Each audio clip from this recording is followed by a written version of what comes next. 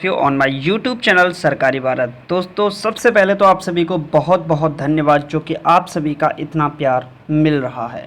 आप सभी को बता दें कि सीटेट के लिए सेंट्रल टीचर एलिजिबिलिटी टेस्ट केंद्रीय शिक्षक पात्रता परीक्षा का नोटिफिकेशन जारी हो चुका है, जिसके ऑनलाइन फॉर्म अब बस 2 एक दिन में स्टार्ट ही होने वाले हैं। जिसकी जो एग्ज़ाम डेट है वो आपकी 16 नवंबर से दिसंबर के बीच में चलने वाली है।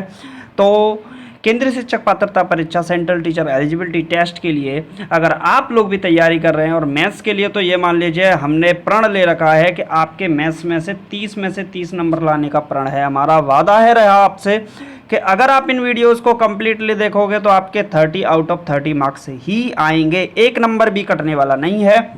क्योंकि अब तक जो प्रीवियस ईयर 2021 में आपके 40 पेपर हुए थे, उनमें से मैं आपको 35 पेपर करा चुका हूं दोस्तों, जिसकी प्लेलिस्ट चैनल पर बना दी गई है। उन पेपर को करिएगा, इन क्लासेस को देखिएगा, 100% आपका मैथ हो जाएगा। देखिए, आपको बता दें CTET primary level junior level पे हो रहा है। अब की बार हो सकता है पीजीटी लेवल पर भी आपको सीनियर लेवल यानी कि लेक्चरर की पोस्ट के लिए भी आपको देखने को मिल सकता है। तो जिसमें मैथ्स 150 नंबर का पेपर होता है, 90 प्लस अगर आपने कर दिए तो 90 पर ही आपका क्वालिफाइंग होता है। अगर आपने भी 120 प्लस का स्कोर सोचा है तो आप लोग इस चैनल के साथ जुड़े रहिएगा। देखिए, सबसे बड़ी बात यह है कि आप लोग क्लासेस को लेते रहिएगा। अगर आप क्लास लेंगे तो 100% आपको बेनिफिट मिलेगा। आज की जो वीडियो है इससे 5 नंबर पक्के होंगे आपके। मैं आपको पिछली एक वीडियो बताई थी आगमन विधि और निगमन विधि, एक वीडियो यह है संश्लेषण और विश्लेषण विधि की। अगर इन 2 वीडियोस को कर लोगे तो 100% आपके 10 मार्क्स पक्के हो जाएंगे सीटेट के एग्जाम में। यह जो विश्लेषण संश्लेषण विधि है, आगमन विधि, निगमन विधि है, इंडक्टिव मेथड, डिडक्टिव मेथड है, ये सारे के सारे मेथड जो हैं आपके सीडीपी के अंदर पूछे जाते हैं। तो मैथ्स की सीडीपी, इंग्लिश की सीडीपी, ईवीएस सीडीपी और आपका सीडीपी के अंदर तो आता ही है, हिंदी सीडीपी के अंदर भी। तो कुल मिलाकर यहाँ से 8-10 क्वेश्चन इन 2 टॉपिक से ही बनते हैं, आगमन और विश्लेषण विधि से। तो उम्मीद है आप लोग वीडियोस को अंत तक देखेंगे और क्लासेस को लेते रहिएगा, ये आपके लिए बेनिफिट होगा। तो चलिए स्टार्ट करते हैं आज की इस वीडियो को। अपना पहला पॉइंट है विश्लेषण विधि को, संश्लेषण विधि को समझते हैं, फिर इनके डिफरेंसेस को भी समझने का प्रयास करेंगे। विश्लेषणात्मक विधि क्या है? इस विधि में हम किसी समस्या की तह तक पहुंचने और उसे सरलता से हल करने के लिए समस्या को छोटे छोटे भागों में विभक्त करते हैं तथा अज्ञात अननोन का रहस्य खोजते खोजते ज्ञात तक पहुंचते हैं। अगर इस बात को आपने समझ लिया तो आप इस पॉइंट को अगर आप समझ गए तो क्लियर हो जाएगा कि आपका पूरा वीडियो बस इसी पॉइंट में छुपा हुआ है। कोई भी समस्या है, मान लीजिए कि आपके पास कोई समस्या है, तो आपने जैसे मान लीजिए कि आपको 30 नंबर मैथ्स में लाने हैं, तो आप क्या करोगे? पहले अपने सिलेबस के 3 पार्ट बना लो, 4 पार्ट बना लो, 5 पार्ट बना लो कि भाई इन टॉपिक से आपके क्वेश्चन पूछे जा रहे हैं। तो आप अपनी समस्या को 30 नंबर को क्या कर रहे हो? टॉपिक्स में तोड़ने का प्रयास कर रहे हो। अब किस टॉपिक से ज़्यादा आ रहे हैं उनको पहले कर लीजिए, किसी टॉपिक से कम आ रहे हैं उनको बाद में कर लीजिए। तो अब आप टॉपिक्स के हिसाब से पढ़ रहे हो, यानी कि एक समस्या को आपने बहुत सारी छोटी छोटी समस्याओं में बांट दिया, छोटे छोटे भागों में विभक्त कर दिया। यानी कि आपको नहीं पता था कि 30 नंबर कैसे आएंगे, आप अज्ञात थे। अब आप धीरे धीरे धीरे धीरे समस्याओं को तोड़ा, समस्याओं को बांटा, अब आप अज्ञात से ज्ञात की ओर जा रहे हो। यानी कि 30 नंबर का आप सिलेबस कंप्लीट कर रहे हो, इसका मतलब अज्ञात से ज्ञात की ओर जा रहे हो। तो इसका जो मेन पॉइंट है, अज्ञात से ज्ञात तक पहुंचना, किसी समस्या की तह तक पहुंचना और उसे छोटे छोटे भागों में विभक्त करना, फिर अज्ञात से ज्ञात तक पहुंचना, ये विश्लेषणात्मक विधि होती है। क्या कहलाती है? विश्लेषणात्मक विधि होती है। इस विधि में हम निष्कर्ष से ज्ञात तथ्यों की ओर चलते हैं। इस विधि में क्रिया का प्रत्येक पद विधिवत तथा तर्क युक्त होता है। क्लियर है? तो सीधा सीधा एक पॉइंट याद रखिएगा, अननोन टू नोन की ओर आपको चलना है। इसमें कहाँ चलना है? अननोन टू नोन, अज्ञात से ज्ञात की ओर खोजते खोजते पहुंचना है। और कोई भी समस्या है उसको क्या करना है? छोटे छोटे भागों में विभक्त कर देना है। दूसरा पॉइंट क्या है? संश्लेषणात्मक विधि। भाई ये संश्लेषणात्मक विधि क्या होती है आखिरकार, इसको समझिए। यह विधि संश्लेषण कार्य पर आधारित है। इस विधि में ज्ञात से अज्ञात की ओर चलते हैं, यानी कि आपको समस्या पता है, अब आपको उसको अज्ञात की ओर ले जाना है। आप समस्या से परिचित हैं, अब उसे अज्ञात की ओर ले जाना है। जब कोई समस्या सामने आती है तो सबसे पहले दी गई समस्या सूचनाओं को एकत्रित करते हैं और फिर उसे हल करने का प्रयास करते हैं। यही आपकी संश्लेषणात्मक विधि है। यानी कि इसमें एक ही समस्या होती है, मान लीजिए, माफ कीजिएगा, इसमें क्या होती है, छोटी छोटी कुछ समस्याएं होती हैं। उन समस्याओं को पहले इकट्ठा किया जाता है, यानी कि विभक्त हुई समस्याओं को एक ही, संश्लेषण का मतलब क्या है, इकट्ठा करना, और विश्लेषण का मतलब क्या है, तोड़ के अलग अलग करना। तो विश्लेषण विधि में आप क्या करते हो, तोड़ के अलग अलग पार्ट्स में बांट देते हो समस्या को, और संश्लेषणात्मक विधि में क्या करते हो कि समस्या का एकीकरण करने का प्रयास करते हैं। तो आप संश्लेषणात्मक विधि के लिए एक वर्ड दे सकते हैं, एकीकरण। एकीकरण क्लियर है। तो संश्लेषण में एक तथ्य की सत्यता की जांच की जाती है, इससे प्रस्तुत समस्या का वास्तविक रूप से ज्ञात नहीं होता है। चलिए नेक्स्ट देख लेते हैं क्या है, समस्या निवारण विधि। इसको भी समझ लेते हैं क्या है आखिरकार ये। यह गणित शिक्षण की एक प्रचलित विधि है। इसमें अध्यापक विद्यार्थियों की समस्याओं को प्रस्तुत करते हैं तथा विद्यार्थी सीखे हुए नियमों सिद्धांतों में प्रत्ययों की सहायता से कक्षा में समस्या को हल करते हैं। तो इसका इतना ज़्यादा कोई इफेक्ट नहीं पड़ने वाला, अगर आपको नहीं भी है तो चलेगा। समस्या निवारण के 5 स्तर होते हैं, समस्या में दिए गए तथ्यों तथा उनके संबंधों को समझना, समस्या का विश्लेषण करना।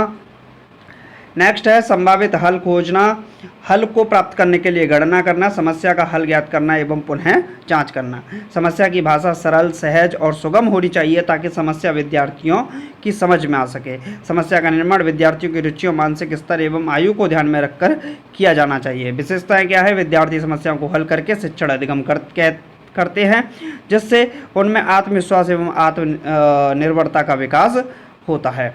नेक्स्ट समझते हैं, नेक्स्ट क्या है, इसकी सीमा क्या है। तो समस्या निवारण विधि के माध्यम से पाठ्यक्रम को संगठित करना बहुत कठिन हो जाता है, इसे समय व्यय विधि भी कहा जाता है। क्लियर है। इस विधि के माध्यम से विद्यार्थियों को उन्नति एवं लगन का काम होना स्वाभाविक होता है। अब हमारा जो मेन मोटो था इस वीडियो का वो था विश्लेषण और संश्लेषण विधि में अंतर समझना। अंतर क्या है समझ लेते हैं। एनालिसिस मेथड विश्लेषण विधि और सिंथेसिस मेथड संश्लेषण विधि।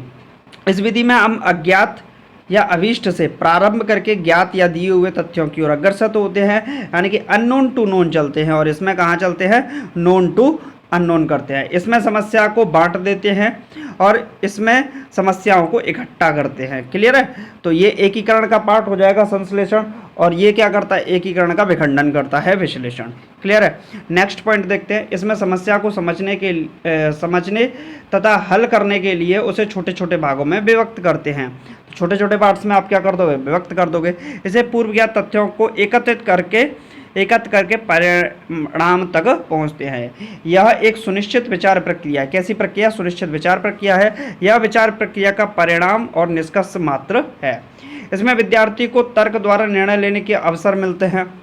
इसमें केवल बालक की स्मृति पर जोर पड़ता है, उसको तर्क एवं निर्णय लेने के अवसर नहीं मिलते। यह विधि चिंतन प्रक्रिया का महत्वपूर्ण अंग है, यानी कि यहाँ चिंतन का महत्वपूर्ण अंग माना जाता है। इस विधि में प्रमाण या हल चिंतन प्रक्रिया के फलस्वरूप प्राप्त होते हैं।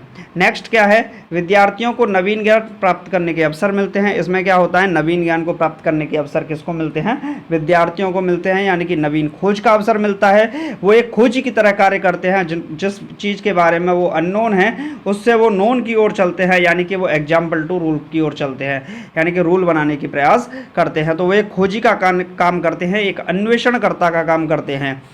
इसमें विद्यार्थी को पहले से तैयार सामग्री उपलब्ध हो जाते हैं तथा अधिक परिश्रम नहीं करना पड़ता। अर्थात आपने कोई फॉर्मूला बता दिया है, मान लीजिए मैथ्स के अंदर, अब आपने सवाल करवा लिया था, तो इसमें उसको एफर्ट्स लगाने का प्रयास ही नहीं करना पड़ा। लेकिन यहाँ क्या बनेगा, वो फॉर्मूला खुद से बनाएगा। क्लियर है। नेक्स्ट अगर बात करें तो नेक्स्ट क्रिया का प्रत्येक पद विधिवत तथा तर्क संगत होता है, और इसमें क्रिया के पद तर्क पर आधारित न होकर किसी विशेष तरीके पर आधारित होते हैं। यह एक लंबी विधि है जिसमें अधिक समय की आवश्यकता होती है। यह एक सरल एवं संक्षिप्त विधि है जिसमें कम समय की आवश्यकता होती है, और इसमें अधिक समय लगता है क्योंकि खोजी की तरह कार्य करता है, अन्वेषणकर्ता की तरह कार्य करता है, नियम बनाने का प्रयास करता है, एग्जाम्पल टू रूल चलने का प्रयास करता है। लेकिन यहाँ तो उसे पहले से ही रूल मिलाया होता है, उसको कुछ नहीं करना है। अपनी समस्या को हल करना है मात्र। नेक्स्ट है, यह एक सजीव और रोचक विधि है, यह एक नीरस एवं निर्जीव विधि है। नेक्स्ट अगर बात करें तो इसमें विद्यार्थियों के वैज्ञानिक दृष्टिकोण का विकास होता है, इसमें विद्यार्थियों के वैज्ञानिक दृष्टिकोण का विकास इसमें नहीं होता है, यानी कि इसमें वैज्ञानिक दृष्टिकोण का विकास होगा, इसमें वैज्ञानिक दृष्टिकोण का विकास नहीं होगा। यह मनोवैज्ञानिक सिद्धांतों पर आधारित विधि है, यह मनोवैज्ञानिक सिद्धांतों के प्रतिकूल की विधि है, यानी कि यह साइकोलॉजिकल विधि है, इसको साइकोलॉजिकल विधि नहीं माना गया है। इंपॉर्टेंट पॉइंट है, याद रखिएगा।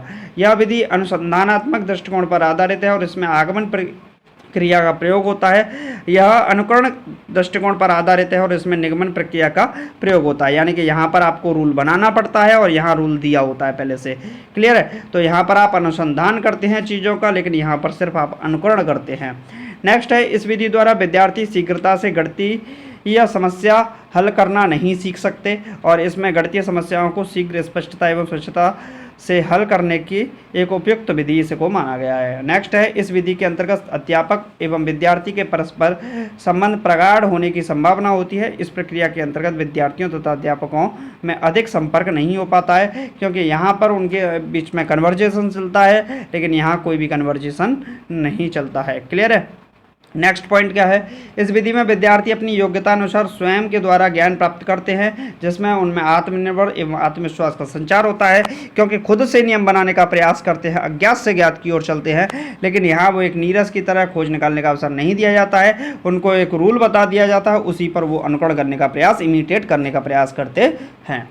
नेक्स्ट है, इस विधि के द्वारा विद्यार्थियों को विषय अथवा प्रकरण का सूक्ष्म एवं गहन अध्ययन करने के अवसर मिलता है। इस विधि में विद्यार्थी समस्याओं की गहराई तक नहीं पहुंच पाते, इस तरह इस विधि से उन्हें संक्षिप्त ज्ञान ही प्राप्त हो पाता है। तो उम्मीद है आपको आज का वीडियो अच्छा लगा होगा। ये था आपका संश्लेषण विधि और एक थी आपकी विश्लेषण विधि। क्लियर है? अगर आपने ये वीडियो देख ली तो आपके सीटेट में 5 नंबर पक्के हो गए, ये लिख के ले लीजिए। हर CDP हो, मैथ्स CDP हो, EVS CDP हो, हिंदी CDP हो, इंग्लिश CDP हो, सभी के अंदर एक एक क्वेश्चन इसका आता है, हर साल आता है, हर पेपर में आता है। तो उम्मीद है आपको वीडियो अच्छा लगा होगा। वीडियो अच्छा लगा तो वीडियो को अपने दोस्तों के साथ, जो भी सीटेट की तैयारी कर रहे हैं, शेयर जरूर कर दीजिएगा और चैनल को सब्सक्राइब करना बिल्कुल ना भूलें। मिलते हैं नेक्स्ट वीडियो में। Thank you for watching this video.